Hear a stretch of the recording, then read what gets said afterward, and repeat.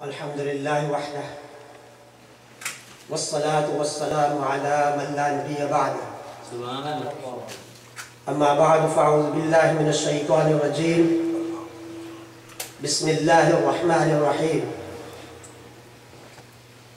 کنتم خیر امت اخرجت للناس صدق اللہ العظیم سبحان اللہ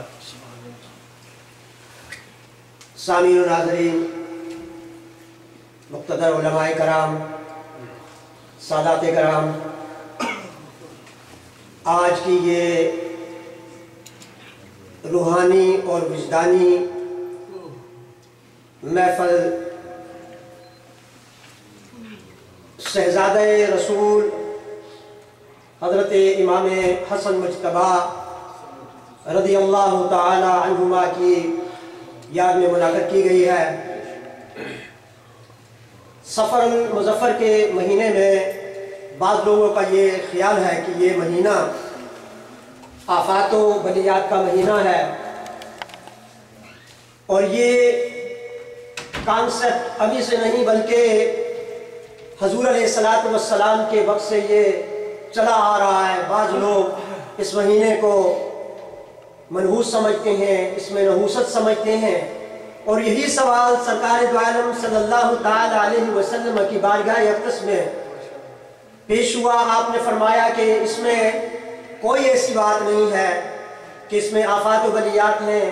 تمام دن، تمام مہینے، تمام ایام یہ اللہ سبحانہ و تعالیٰ کے ہیں، اور اسی مہینے میں ہمارے 3 اور 4 مقتدر ہستیاں اس دنیا سے رخصت فرما کر گئی ہیں، تو پتہ چلتا ہے کہ یہ مہینہ نحوست والا نہیں ہے بلکہ سرکار دو عالم صلی اللہ تعالی علیہ وسلم کی زیارت کا مہینہ ہے۔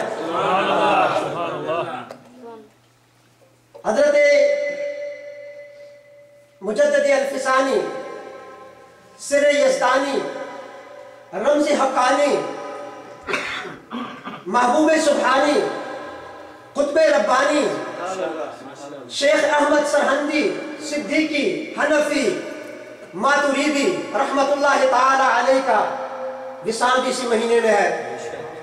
اعلیٰ حضرت عظیم البرکت مجدد دین و ملت،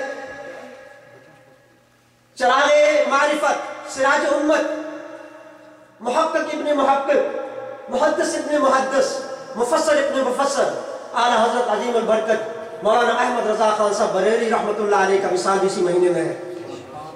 اور پھر جن کے نام گرامی، اسم گرامی کے لیے آج یہ محفل منعقد کی گئی ہے، ان کی یاد میں ان کے وصال کا دن بھی، مہینہ بھی سفر المظفر کا مہینہ ہے۔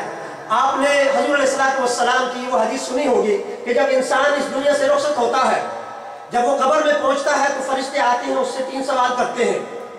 من ربو کا، تیرا رب کون ہے؟ ما دینو کا، تیرا دین کیا ہے؟ اور پھر آخری سوال ہوتا ہے ما کنت تقول فی حق ھذا الرجل، تو اس شخصیت کے بارے میں اپنی زندگی میں کیا کہتا تھا؟ تو جب انسان قبر میں جاتا ہے تو رسول اکرم صلی اللہ تعالی علیہ وسلم کی زیارت نصیب ہوتی ہے، تو یہ شخصیات جو اس مہینے میں یہاں سے تشریف لے کر گئیں، اللہ کے محبوب کریم علیہ السلام کو انہوں نے دیدار کیا۔ اور اس مہینے میں خصوصی طور پر جو ہم اہتمام کرتے ہیں وہ سیدنا امام حسن مجتبی رضی اللہ تعالی عنہ کا یوم جو مناتے ہیں، یہ اہل سنت والجماعت کے شعائر میں سے ہے کہ ہم اپنے اماموں، پیشواؤں، رہبروں کو یاد رکھتے ہیں۔ اہل سنت والجماعت کا یہ شیوا ہے، ان کا یہ امتیاز ہے کہ وہ ہمیشہ جب بھی کسی کا دن آتا ہے تو اس دن کو وہ ایسے نہیں جانے دیتے، بلکہ ان کی یاد میں کسی نہ کسی طریقے سے کوئی دن مناتے ہیں، کوئی محفل سجاتے ہیں، مجلس سجاتے ہیں۔ تو حاضرین محترم، آج ہم یہاں کسی نسبت کے تحت بیٹھے ہوئے ہیں، اعلیٰ حضرت کی نسبت بھی، مجدد الفسانی کی نسبت بھی، امام حسن مجتبی کی نسبت بھی، امام حسن کی نسبت بھی، یہ ساری نسبتیں کہاں جا کے لڑتی ہیں؟ آئیے دیکھیں۔ حضرت عمر فاروق رضی اللہ تعالی عنہ مناسک حج سے فارغ ہونے کے بعد مکہ کی پہاڑیوں میں جاتے ہیں اور وہاں جا کے زار و قطار روتے ہیں۔ کسی نے پوچھا حضرت آپ تو کسی سے ڈرتے نہیں ہیں، قیصر و کسریٰ آپ سے تھرتھرا کے کانپتے ہیں، کس کا خوف ہے؟ کس وجہ سے ڈر رہے ہیں کہ رو رہے ہیں؟ آپ نے فرمایا میں کسی کے خوف کی وجہ سے نہیں رو رہا، میں اس وجہ سے رو رہا ہوں کہ ایک وقت تھا میرے والد نے اپنے اونٹوں میں سے مجھے مصروف رکھنے کے لیے مجھے 10 اونٹ دیے تاکہ میں ان کی نگہداشت کروں، ان کی دیکھ بھال کروں، میں مصروف رہوں۔ تو جب میں 10 اونٹ سنبھالنے لگا تو ایک اونٹ بھاگ کے جاتا، میں اس کو لے کے آتا تو دوسرا بھاگ جاتا، میں دوسرے کو لاتا تو تیسرا بھاگ جاتا۔ آج جب سے میں امیر المؤمنین بنا ہوں، جب سے سرکار دو عالم صلی اللہ تعالی علیہ وسلم کی غلامی کا پٹا اپنے گلے میں ڈالا ہے، 26 لاکھ مربع میل کی حکومت کر رہا ہوں، 26 لاکھ مربع میل کا حکمران ہوں، امیر المؤمنین ہوں۔ تو معلوم ہوا کہ یہ وہ نسبت رسول تھی جس نے عمر فاروق کو کہاں سے اٹھا کر در اقدس میں لا دیا اور امیر المؤمنین بنا دیا۔ تو کسی کو اس نسبت نے صدیق اکبر بنا دیا، افضل البشر بعد الانبیاء بنا دیا، اور کسی کو عثمان ذو النورین بنا دیا۔ یہ ذو النورین جو ہم کبھی کبھی کہتے ہیں نا، حضرت شاہ ولی اللہ رحمۃ اللہ تعالیٰ علیہ فرماتے ہیں کہ حضرت عثمان کو اتنی بڑی سعادت نہیں ملی۔ حضرت ٹائم ہے؟ حضرت علماء تشریف فرمائیں اجازت سے۔ تو شاہ ولی اللہ رحمۃ اللہ تعالیٰ علیہ فرماتے ہیں کہ آدم علیہ السلام سے لے کے حضور رحمت دو عالم صلی اللہ تعالیٰ علیہ وسلم تک جتنے بھی انبیاء کرام رسول نظام تشریف لائے ہیں، ان کی بیٹیاں 2 بیٹیاں کسی کے بھی نکاح میں یکے بعد دیگری نہیں آئی۔ یہ اعزاز صرف اور صرف حضرت عثمان غنی رضی اللہ تعالیٰ عنہ کو ذو النورین کو ملا۔ اور پھر آئیے حضرت علی کرم اللہ تعالی وجہ الکریم، اور اس کے بعد تمام صحابہ جو ہیں جن کا ہم ادب و احترام کرتے ہیں، چاہے کوئی بھی صحابی ہو، چاہے وہ حضرت امیر معاویہ رضی اللہ تعالی عنہ اور یا کوئی بھی ابو سفیان ہو، کوئی بھی صحابی ہو، اہل سنت والجماعت جس سٹیج سے میں کھڑا بات کر رہا ہوں، یہ اعلیٰ حضرت کا سٹیج ہے، اعلیٰ حضرت عظیم البرکت کا یہ سٹیج ہے۔ اور اعلیٰ حضرت نے ہمیں جو تعلیمات فرمائی ہیں وہ یہ فرمایا ہے کہ اکرموا صحابی، رسول اللہ کے صحابہ کے ساتھ ان کا ادب و احترام کرو، ان کو اکرموا، اکرام کی نگاہ سے، اور ان کا ادب و احترام جو ہے اپنے دلوں میں قائم رکھو۔ تو عزیزان محترم، سیدنا امام حسن مجتبی رضی اللہ تعالی عنہ کی یاد میں آپ یہاں پہ اکٹھے ہیں۔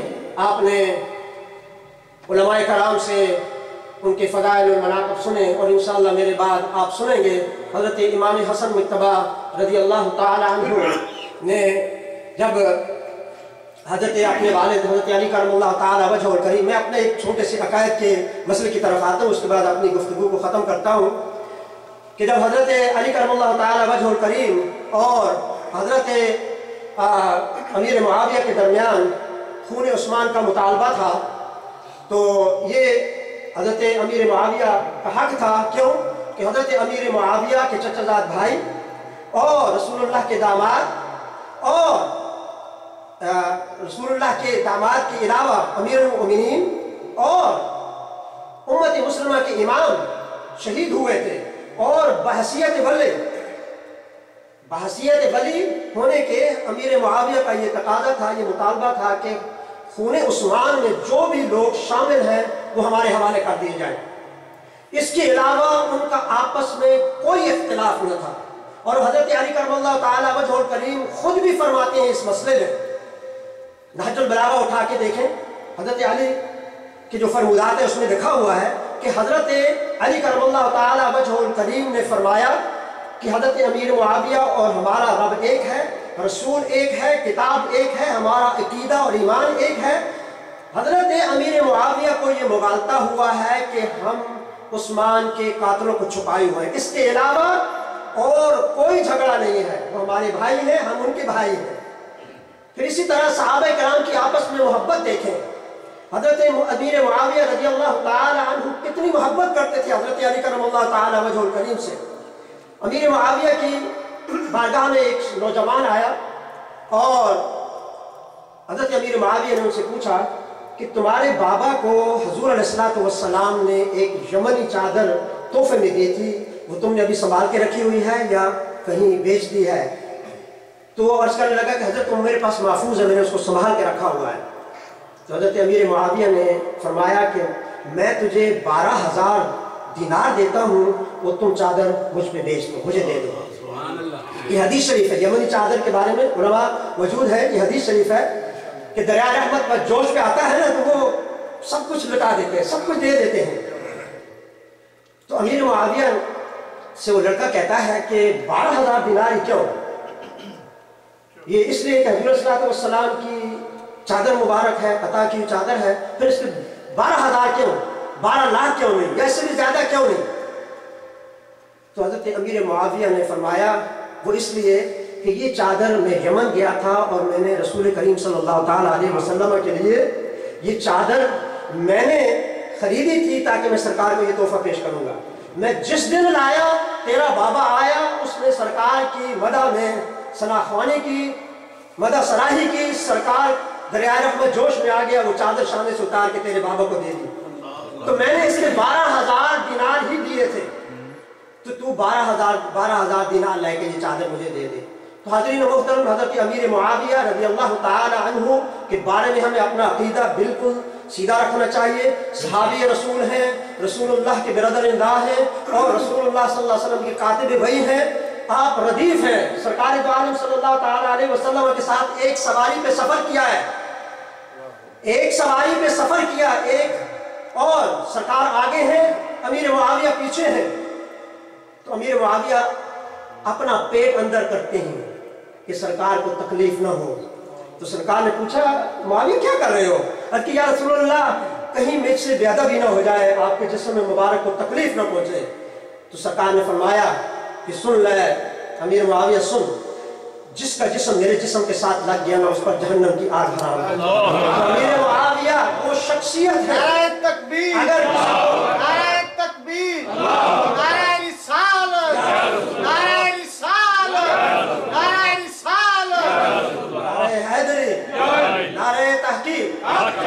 تو میں اس کر رہا تھا کہ حضرت امیر معاویہ رضی اللہ تعالی عنہ کو بعض لوگ جو کہتے ہیں کہ انہوں نے حضرت علی کرم اللہ تعالی وجہ الکریم سے لڑائی لڑی اس لیے ہم ان سے دشمنی رکھتے ہیں، تو میرا ان سے مطالبہ یہ ہے کہ یہ بتاؤ کہ حضرت ابو بکر صدیق نے یا عمر فاروق نے حضرت علی سے کون سی لڑائی لی ہے؟ تمہاری تو ان کے ساتھ بھی دشمنی ہے، تم تو ان کے بھی دشمن ہو۔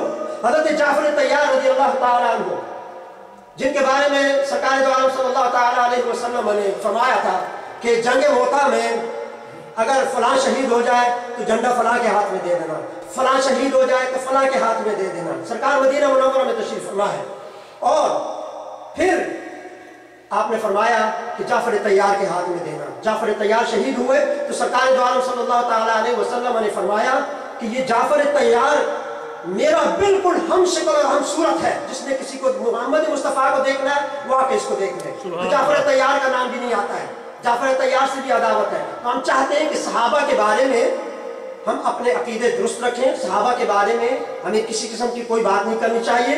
اصحاب النجوم بأیہم اقتدیتم، یہ شمع رسالت کے پروانے ہیں اور آسمان نبوت کے یہ ستارے ہیں، ان کا ہمیں قدر و منزلت اور ان کو نگاہ سے دیکھنا چاہیے، ان کا ادب و احترام کرنا چاہیے۔ صحابی کے بارے میں کسی کے بارے میں بھی، کوئی بھی صحابی ہو، ان کے معاملات تھے وہ ان پہ چھوڑ دینے چاہیے۔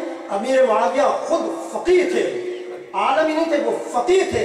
حضرت عبداللہ ابن عمر کے پاس اگر کوئی مسئلہ پوچھنے جاتا اور وہ ساتھ یہ بھی کہہ دیتا کہ یہ مسئلہ میں امیر معاویہ سے پوچھ کے آیا ہوں، تو وہ کہہ دیتے پھر مجھ سے کیا پوچھنے آیا ہے؟ تو اس سے شان پتہ چلتی ہے امیر معاویہ کی۔ امیر معاویہ رضی اللہ تعالی عنہ، اللہ پاک ہمیں ان نفوس قدسیہ کا قدر و احترام کرنے کی توفیق عطا فرمائے، اور اللہ تعالی ہمیں اپنے صحیح عقائد کے اوپر برجمان رکھے۔ اللہ تعالی ہمیں آخرت میں بھی ان نفوس قدسیہ کا ساتھ عطا فرمائے۔ اللہم آمین ثم آمین، وآخر دعوانا الحمد للہ رب العالمین۔